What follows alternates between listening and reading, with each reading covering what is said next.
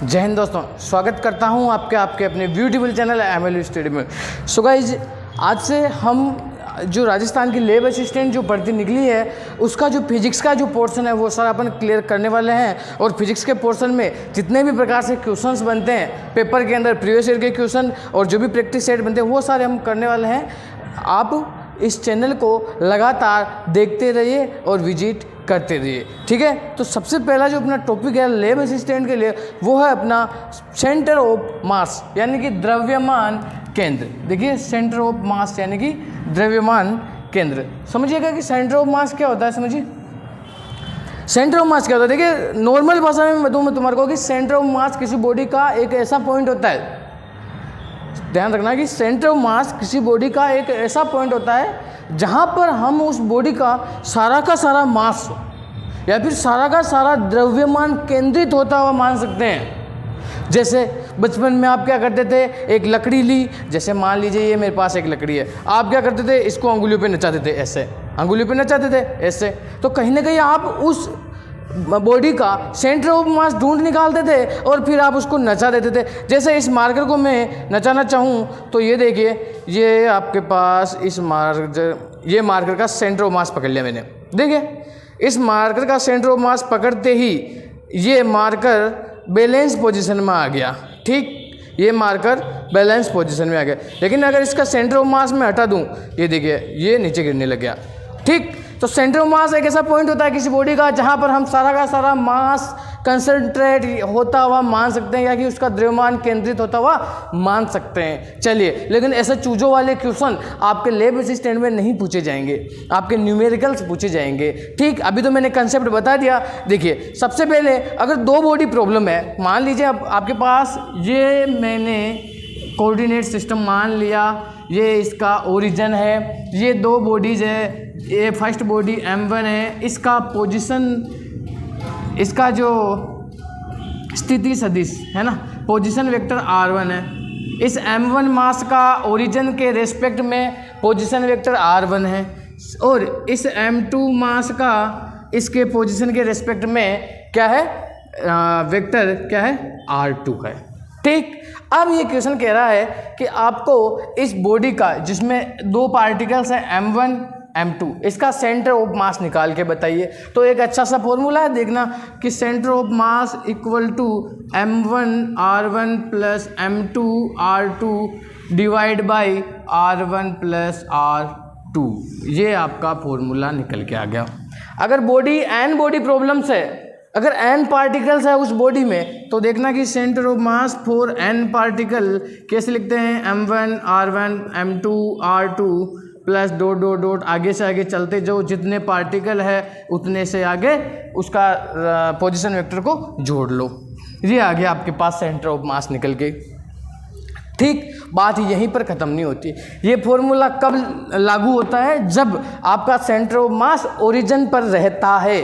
ये देखिए, ओ ओरिजिन है, इस पर सेंटर ऑफ मास है इन दोनों पार्टिकल का। अगर ओरिजिन से सेंटर ऑफ मास हट जाए, मान लीजिए कोई किसी पार्टिकल का जो ओरिजिन है वो मतलब उसका जो सेंटर ऑफ मास है वो अगर ओरिजिन से हट जाए, यानी उसके मूल बिंदु से हट जाए।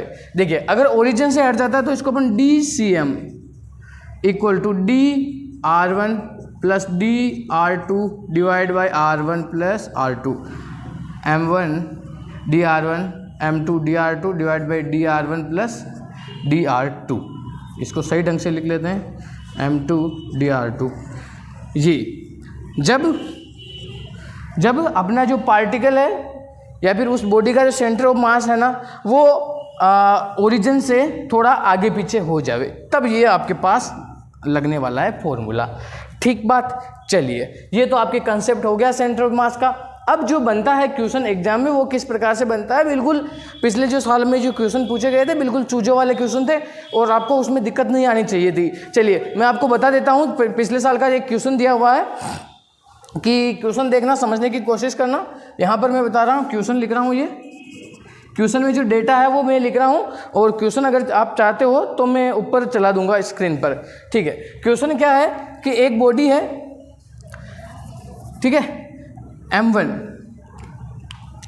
एक बॉडी जिसका मास m1 है उसको d डिस्टेंस से डिस्प्लेस कर दिया, ठीक है, m1 को d डिस्टेंस से डिस्प्लेस कर दिया, तो m2 को कितना डिस्प्लेस करना पड़ेगा, m2 मास वाली बॉडी को कितना आगे पीछे खिसकाना पड़ेगा ताकि उसका सेंटर ऑफ मास चेंज नहीं हो। क्वेश्चन वापस समझना कि दो बॉडी वाला एक सिस्टम है, उसमें एक बॉडी को d डिस्टेंस से डिस्प्लेस कर दिया है। क्वेश्चन पूछ रहा है कि m2 को कितना डिस्प्लेस करे ताकि उसका सेंटर ऑफ मास नहीं हिले, अपनी पोजीशन पर ही रहे या फिर ओरिजिन पर ही रहे।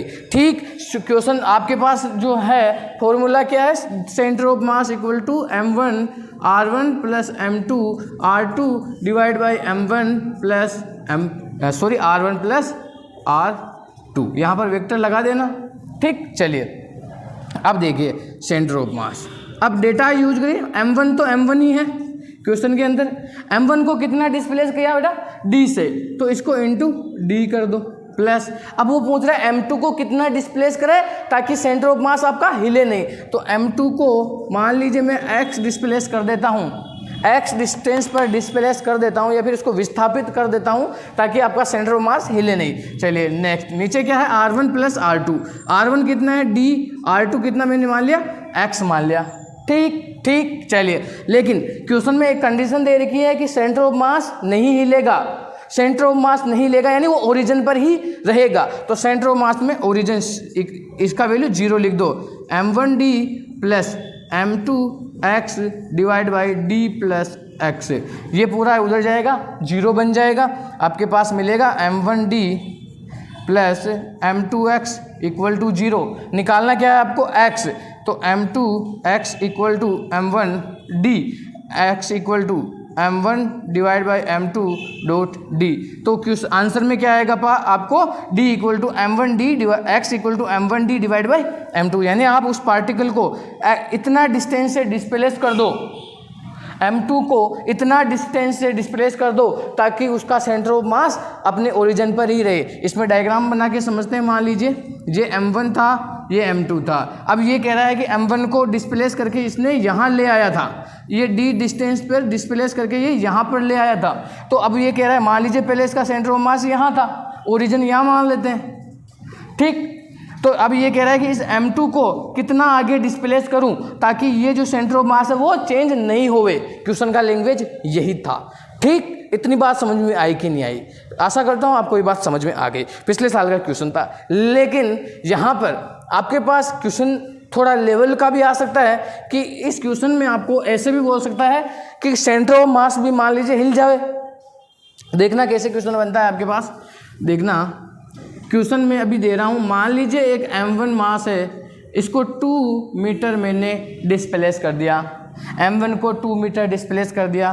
क्वेश्चन पूछ रहा है कि m2 को कितना डिस्प्लेस कर दे, m2 को कितना डिस्प्लेस करे, m2 को कितना डिस्प्लेस करे ताकि उस बॉडी का सेंटर ऑफ मास 1 मीटर पर खिसक जाए, ताकि उस बॉडी का सेंटर ऑफ मास 1 मीटर की डिस्टेंस पर आगे खिसक जाए। क्वेश्चन की लैंग्वेज वापस समझना, m1 को 2 मीटर डिस्प्लेस किया, विस्थापित किया, m2 को कितना विस्थापित करे ताकि उसका सेंटर ऑफ मास भी 1 सेंटीमीटर पर डिस्प्लेस या फिर विस्थापित हो जावे। इसमें क्या कौन सा फॉर्मूला लगेगा, d centre of mass equal to m1 r1 plus m2 r2 divide by m1 plus r1 d r1, यहाँ पर d लिखना भाई साहब, क्योंकि यहाँ पर सेंटर ऑफ मास भी हिल गया इसलिए d लगा दिया, d r2, ये हो गया d r1 plus d r2, तो d सेंटर ऑफ मास, देखिए सेंटर ऑफ मास को कितना किसका दिया इसने, 1 सेंटीमीटर पर, 1 मीटर पर, 1 लिख दो। m1 कितना है, m1 मास मान लीजिए, m1 को m1 ही रखो, मान लीजिए इसके मास है 2 और 3 किलोग्राम, m1 2 किलोग्राम है, m2 3 किलोग्राम, तो 2 इंटू 2 प्लस m2 कितना है 3, इसको मान लीजिए x मान लिया अपन, और dr1 यानी कि 2 प्लस x मान लिया, इसको है ना m2 को ही तो फाइंड करना आपको, m2 को कितना डिस्प्लेस करना है, इसको dr2 को x मान लिया। ठीक, इसको इधर भेज दीजिए, 2 प्लस x सोल्व करना, इक्वेशन बन गई 4 प्लस 3x। सोल्व करेंगे 2 प्लस एक्स, यहाँ पर 4 प्लस 3x, तो x को उधर भेजेंगे तो 3 में से x गया तो कितना बन जाएगा 2x, ये हो गया आपके पास 2x, और 4 को इधर भेजेंगे तो माइनस का 2, तो ये 2 से 2 कट गया तो x इक्वल टू आपके पास -1 मीटर। यानी कि डायरेक्शन आपको क्या हो रहा है, अपोजिट डायरेक्शन दे रहा है ये। इसका मतलब क्या है कि माइनस का मतलब क्या है, अपोजिट डायरेक्शन में, जिस डायरेक्शन में आपने m1 को डिस्प्लेस किया था उसके अपोजिट डायरेक्शन में अगर आप m2 को डिस्प्लेस करते हो, m2 को विस्थापित करते हो, तो आपका centre of mass x equal to -1, आपका सेंटर ऑफ मास आपके पास ये 1 मीटर पे डिस्प्लेस हो जाता है। ठीक, क्या इतना समझ में आया कि नहीं आया, कि नहीं आया? आशा करूंगा आपको सेंटर ऑफ मास वाला वीडियो अच्छा सा समझ में आ गया। अगर वीडियो अच्छा लगा लाइक करना, शेयर करना, चैनल पर नहीं हो तो चैनल को सब्सक्राइब करना, और लैब असिस्टेंट का पूरा सिलेबस मैं यहाँ पर आपको यूट्यूब पर पढ़ाने वाला हूँ। ठीक है, चैनल को सब्सक्राइब कर लेना, जैसे ही नया वीडियो आए आपके पास नोटिफिकेशन आ जाएगा। Thank you so much guys.